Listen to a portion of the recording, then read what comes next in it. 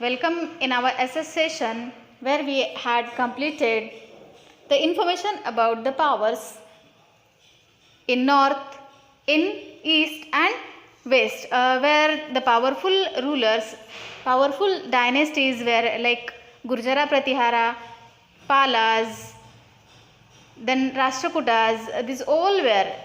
Not only this, some another were also there, and now we are started about the southern Indian subcontinent, where in southern Indian subcontinent also three important powers were powerful, so that were Pallavas, Pandyas and Cholas. Not only in north part of India, in southern part of India there also some of powers were important, some of powers were ruling who were most powerful, and that were Pallavas, Pandyas and Cholas. Not only this, Cheras were also there, but these three powers were very important, very powerful. And among of this, about the Pallavas, about the Pandyas, we had seen in previous video Pallavas, whose capital city was Kanchi, and who had constructed many of beautiful temples which are made up of stones. Then Pandyas, whose capital city was Madurai, who region around the Madurai. Then afterwards a third dynasty which was a powerful among the, then that was Cholas. So Cholas, like Pallavas, like Pandyas, Cholas were also powerful, who established their own empire and who were more strong than the Pallavas, than the Pandyas in between of 800 to 1200 CE. From 800 to 1200 CE they were ruling on a southern part. They established their dynasty in 800 and they were ruling till 1200 CE. The rulers of these dynasties were known as Imperial Cholas. The rulers who were from the Cholas. So these rulers were known as Imperial Cholas. Imperial means royal, Shahi. So they were known as Imperial Cholas, and their capital city. Capital city of the Chola was Tanjore. Tanjore. The empire, Chola Empire, Chola dynasty was founded by the Vijayalaya Chola. Vijayalaya, he was the founder of Chola dynasty, and he decided Tanjore as a capital city from where they can administrate all the matters. So Tanjore was the capital city of the Chola dynasty, and who built towns and temples. Vijayalaya, when he became the ruler, that time he had constructed many of towns, many of temples like Nishumbha Sudhini. Nishumbha Sudhini, this is temple of famous goddesses. So like this, many of temples are constructed during the Chola dynasty. Now, who were the rulers after Vijayalaya? Vijayalaya, he was the founder, but after Vijayalaya, who were the rulers who were more powerful from the Chola dynasty? About this we will see. So Rajaraja Chola.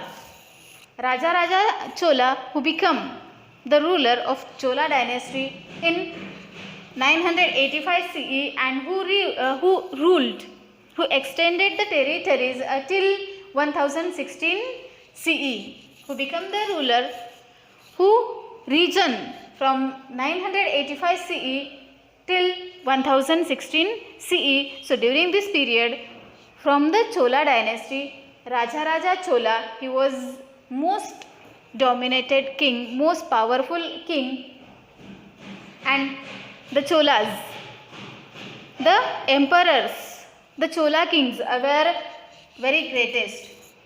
They were very greatest. They were brilliant.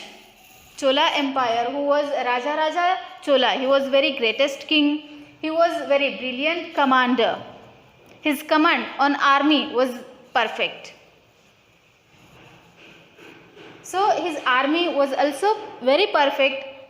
His command on army was also very perfect, and with the help of army he had extended many of the territories. Army was important. So with the help of army he had extended many of the territories, as well as he was good administrator. Raja Chola, not only he was greatest, not only he was the brilliant commander, he was good as a administrator also. His administration was also very perfect. He was very good in administration also, and inheritedly he got very small empire from the Vijayalaya Chola, who was the founder. He had established Chola dynasty and he extended very small kingdom, but afterwards, with the help of good administration, with the help of brilliant commander, he had extended lots of territories with the help of army, with the help of navy. Though he was inherited small kingdom, he extended the territories. He conquered large territories during his ruling period, and though he was very small kingdom, but he had developed a big kingdom, a big territories with the help of navy and army.